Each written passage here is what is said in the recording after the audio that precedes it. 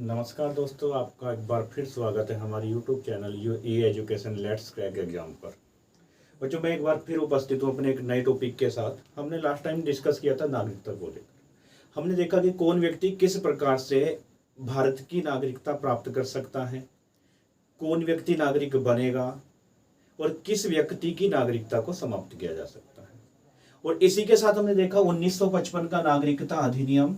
और 1955 के नागरिकता अधिनियम की हमने जब बात की तो यहाँ पे दो प्रावधान बताए गए कि किस प्रकार से भारतीय नागरिकता को प्राप्त किया जा सकता है, और सेकंड टाइम क्या बताया गया कि किस प्रकार से भारतीय नागरिकता समाप्त हो सकती है। समाप्त कैसे हो जाएगी, दूसरा प्राप्ति किस प्रकार से किया जाएगा। तो ये दोनों कॉन्सेप्ट को हमने क्लियर कर लिया। जब हमने प्राप्ति की बात की यहाँ पे तो 5 आधार बताए। पहला जन्म के आधार पर, दूसरा वंश के आधार पर या रक्त संबंध के आधार पर, तीसरा पंजीकरण के आधार पर, इसके बाद देशीकरण के आधार पर, और नेक्स्ट क्या आता है क्षेत्र विलय के आधार पर।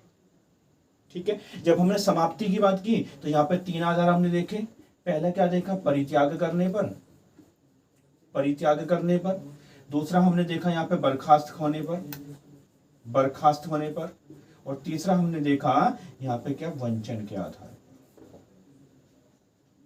ये 3 प्रकार के 3 आधार पर 1955 का जो अधिनियम है नागरिकता समाप्ति की बात करता है। अब इसी टॉपिक को हम आगे कंटिन्यू करते हैं और अब यहां पे देखते हैं हम दोहरी नागरिकता से संबंधित मुद्दा। दोहरी नागरिकता से संबंधित मुद्दा। ठीक है। अब ये क्वेश्चन कहां से निकल के आया कि क्या भारत दोहरी नागरिकता का प्रावधान करता है या नहीं करता, तो इसके विषय में हमें कुछ देखना पड़ेगा। अब ये बात कब की है, 2003। 2003 में 1955 के अधिनियम में, पता ही आपको 1955 में क्या है, नागरिकता अधिनियम। नागरिकता अधिनियम 1955 में बनाया गया। और यदि कुछ भी इसमें ऐड करना है, नागरिकता में घटाना या बढ़ाना है, तो क्या करना पड़ेगा, संसद को 1955 के अधिनियम में संशोधन करना पड़ेगा। तो ऐसे ही हुआ 2003 में 1955 के नागरिकता अधिनियम में संशोधन किया गया। और संशोधन करके यहाँ पे क्या कर दिया, जो 16 देशों के पीआईओज थे, 16 देशों के क्या थे, पीआईओज। कितने देशों के, 16 देशों के पीआईओज। ठीक है। पीआईओज का मतलब क्या है, person of Indian origin, person of Indian origin, person of Indian origin. ठीक है। इन्हें क्या कर दिया गया, इन्हें एक दर्जा दे दिया गया। और किसका दर्जा दे दिया गया, ओसीआई का। किसका दर्जा दिया गया, ओसीआई। और ओसीआई का मतलब क्या है, overseas citizen of India. Overseas citizen of India, या इसे यूं कह लें, समुद्र पारीय, समुद्र पारीय भारतीय नागरिकता, भारतीय नागरिकता। ठीक है। तो अब यहां पे 2003 में संशोधन करके अब क्या कहा गया कि जो 16 देशों के पीआईओ होंगे, पर्सन ऑफ इंडियन ओरिजिन होंगे, उनको क्या किया जाएगा, ओसीआई का दर्जा दिया जाएगा, अर्थात समुद्र पारीय भारतीय नागरिकता उन्हें देती जाएगी। ठीक है। लेकिन इसके 2 वर्ष बाद फिर 2005 में संशोधन किया गया। 2005 में फिर संशोधन किया गया 1955 के अधिनियम में। अब इसमें संशोधन करके क्या कह दिया कि अब संपूर्ण विश्व के जो पीआईओ हैं, संपूर्ण विश्व के जो पर्सन ऑफ इंडियन ओरिजिन है, उन सबको किसका दर्जा दे दिया जाता है, ओसीआई का, अर्थात ओवरसीज सिटीजन ऑफ इंडिया का। कि संपूर्ण देश के पीआईओ क्या होंगे, समुद्र पारीय भारतीय नागरिक कहलाएंगे। ठीक है। तो यहां से ही ये जन्म हुआ किसका, दोहरी नागरिकता का, कि क्या भारत दोहरी नागरिकता का प्रावधान करता है। ठीक है। तो हमें जानना पड़ेगा कि ये जो ओसीआई है, ओवरसीज सिटीजन ऑफ इंडिया है, या समुद्र पारीय भारतीय नागरिकता है, ये क्या क्या प्रावधान करती है। ठीक है। तो इसके विषय में हमें थोड़ा सा डिस्कस करना पड़ेगा। चलो आगे बढ़े। जैसे हमने देखा कि यहां पे क्या है, ओसीआई। क्या है, ओसीआई या समुद्र पारीय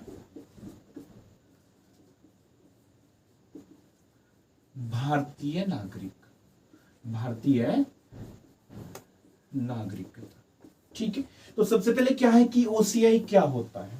ठीक है। तो जब बच्चों हम ओसीआई को लेके बात करते हैं तो हमें क्या पता है कि जो ओसीआई है इनका भारत से कोई रिलेशन नहीं है वर्तमान में, ठीक है। लेकिन पहले क्या था, इनके जो पूर्वज हैं वो कहीं ना कहीं भारत के नागरिक रहे थे, जैसे दादा परदादा में से, माता पिता में से, उनके नाना नानी में से भारतीय नागरिक रहे थे। लेकिन वर्तमान की कंडीशन की बात करें तो इनका कोई भारत से कोई संबंध नहीं, ठीक है।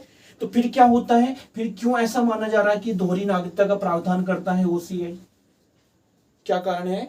तो इसलिए हम यहां पर कह सकते हैं कि जो ओसीआई है इनको भारत आने जाने के लिए कुछ विशेष प्रावधान किए जाते हैं। जैसे सबसे पहले मैं विशेष प्रावधान की बात करूं, यदि ये भारत आते हैं तो क्या होगा, इनको वीजा की आवश्यकता नहीं होगी, वीजा की आवश्यकता नहीं होगी, ठीक है, वीजा की आवश्यकता नहीं होती, पहला पॉइंट, ठीक है।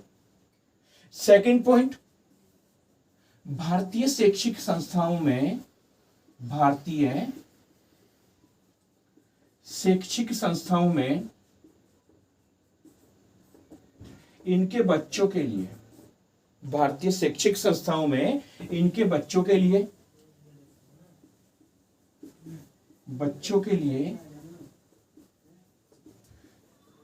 कुछ सीटें आरक्षित कर दी जाती हैं, कुछ सीटें आरक्षित कर दी जाती हैं, ठीक है। तो दो पॉइंट हमने देखे, पहला क्या हो गया कि यदि ये भारत आएंगे तो इनको वीजा की आवश्यकता नहीं होगी, दूसरा क्या होगा, इनके भारतीय शैक्षिक संस्थाओं में इनके जो बच्चे हैं उनके लिए क्या कुछ सीटें क्या होंगी, आरक्षित कर दी जाएंगी, ठीक है। तीसरा पॉइंट क्या होगा यहां से कि इनको यदि ये पूंजी निवेश करते हैं तो इसमें कुछ छूट प्रदान की जाएगी, पूंजी निवेश में कुछ छूट प्रदान कर दी जाती है, ठीक है। तो ये कुछ आधार है जो ओसीआई को क्या मानते हैं, एक प्रकार से दोहरी नागरिकता का प्रावधान मानते हैं, ठीक है। तो इसको एक बार आप नोट कर लीजिए, फिर आगे डिस्कस करते हैं कि क्या इन सब के आधार पर ही माना जाएगा या कुछ और आधार भी होंगे। तो आप नोट कर लीजिए इनको पहले, हो गया।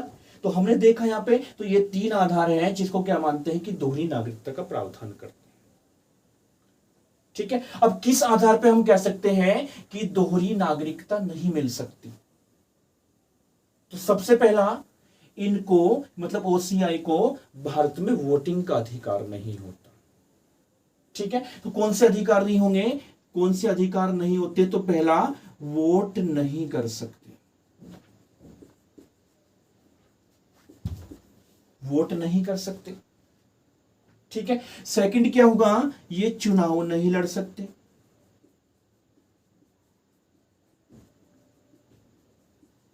भारत में चुनाव नहीं लड़ सकते।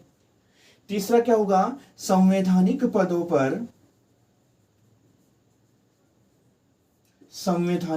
पर इन्हें नियुक्त नहीं किया जाएगा, नियुक्त नहीं किया जाएगा, ठीक है। इसके बाद नेक्स्ट पॉइंट, सरकारी नौकरी नहीं कर सकते। और इसके बाद जो लास्ट पॉइंट है, इनको सभी मौलिक अधिकार प्राप्त नहीं होते, सभी मौलिक अधिकार प्राप्त नहीं होते, ठीक है।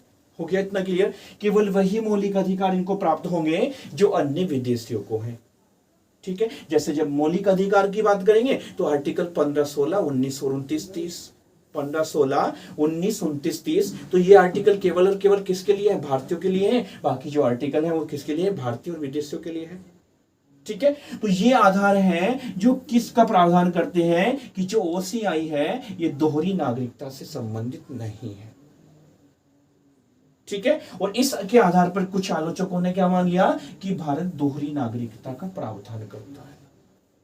ठीक है, तो हमने कॉन्सेप्ट को देखा कि जो ओसीआई का दर्जा है ये दोहरी नागरिकता से संबंधित नहीं है। यहां तक आप लोगों को क्लियर हो गया होगा। ठीक है, तो लेकिन जब हम वनडे एग्जाम के क्वेश्चन की बात करें तो क्या क्वेश्चन आ सकता है? ठीक है, तो जो ओसीआई है, जो ओवरसीज सिटीजन ऑफ इंडिया है, ये भारत में जमीन नहीं खरीद सकते। ठीक है, और जमीन कौन सी? जो कृषि योग्य जमीन है, रहने की योग्य जमीन ले सकते हैं, खरीद सकते हैं। ठीक है, तो इन सब के आधार पर हम कह सकते हैं कि भारत एकल नागरिकता का प्रावधान करता है, इसमें दोहरी नागरिकता की कोई गुंजाइश नहीं है। ठीक है, तो आप लोगों को ये पॉइंट क्लियर हो गया होगा ओसीआई का मुद्दा क्या है। ठीक है, अब आगे बढ़ते हैं नेक्स्ट। और नेक्स्ट क्या है, इसके बाद हम बात करेंगे अभी हाल ही में जो 2019 में 1955 के अधिनियम में संशोधन किया गया। 1955 के नागरिकता अधिनियम में संशोधन किया गया है, और ये जो संशोधन है किस प्रकार से प्रावधान करता है। नेक्स्ट क्या है, नागरिकता संशोधन अधिनियम 2019। इसको देख लो, एक बार नोट कर लो। नागरिकता अधिनियम 2019 क्या प्रावधान करता है? तो बच्चों यहां पे क्या किया गया, नागरिकता अधिनियम 2019 मतलब नागरिकता संशोधन अधिनियम 2019 के द्वारा क्या किया गया, तो यहां पे 3 देशों के, कितने देशों के? 3 देशों के। और 3 देशों के कौन कौन से 3 देश हैं ये? तो पहला हो गया पाकिस्तान, इसके बाद अफगानिस्तान, और अफगानिस्तान के बाद नेक्स्ट कौन सा हो गया? बांग्लादेश। नेक्स्ट कौन सा हो गया? बांग्लादेश। ठीक है, तो इन 3 देशों के 6 समुदाय, 6 समुदाय कौन से हैं? जैसे पहला हो गया बौद्ध, हो गया यहां पर बौद्ध, के बाद जैन हो गया, जैन के बाद पारसी हो गया, पारसी के बाद हिंदू हो गया, और हिंदू के बाद नेक्स्ट यहां पे बात करें तो कौन हो गया? ईसाई। कौन हो गया? ईसाई। तो 1 2 3 4 5 6, 1 2 3 4 5। ठीक है, और इसी के साथ एक पॉइंट और हो गया सिख। कौन हो गया? सिख। ठीक है, तो इन 3 देशों के ये 6 समुदाय हैं, बौद्ध, जैन, पारसी, हिंदू, ईसाई एवं सिख। ठीक है, तो इन्हें क्या किया गया इस अधिनियम के द्वारा कि यदि ये 6 समुदाय और इन 3 देशों की व्यक्ति 31 दिसंबर 2014 एक कट ऑफ डेट जारी कर दी, और कट ऑफ डेट क्या है? ये 31 दिसंबर 2014 से पहले यदि ये 6 समुदाय के व्यक्ति भारत आ जाते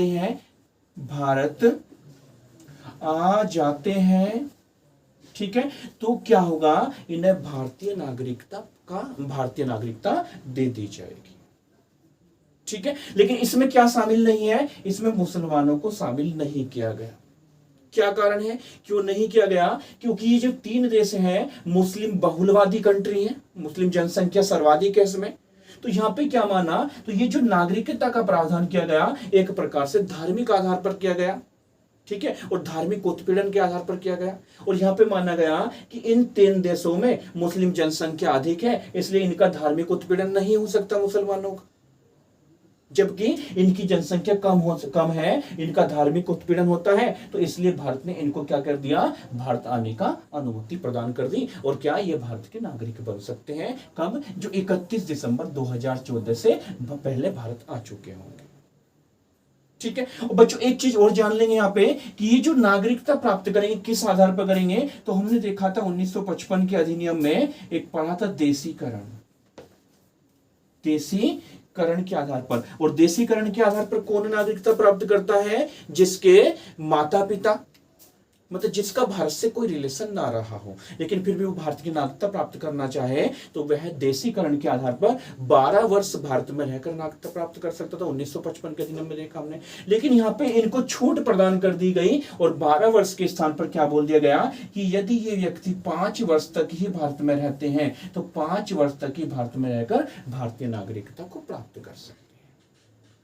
ठीक है, तो ये प्रावधान किसका है? 2019 नागरिकता संशोधन अधिनियम। इसको नोट कर लीजिए, या जैसा अगर चाहो तो स्क्रीनशॉट ले लीजिए, देखो इसे।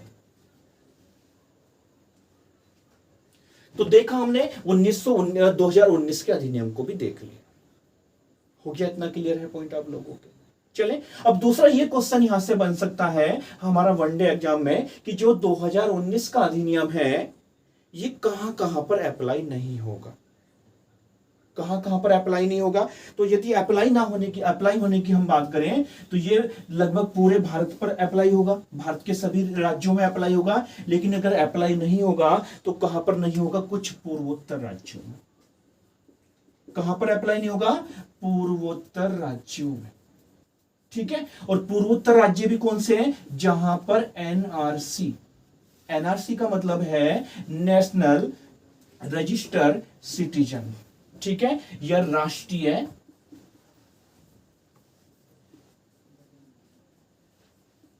नागरिक, राष्ट्रीय नागरिक रिकॉर्ड इसे बोलेंगे, राष्ट्रीय नागरिक रिकॉर्ड।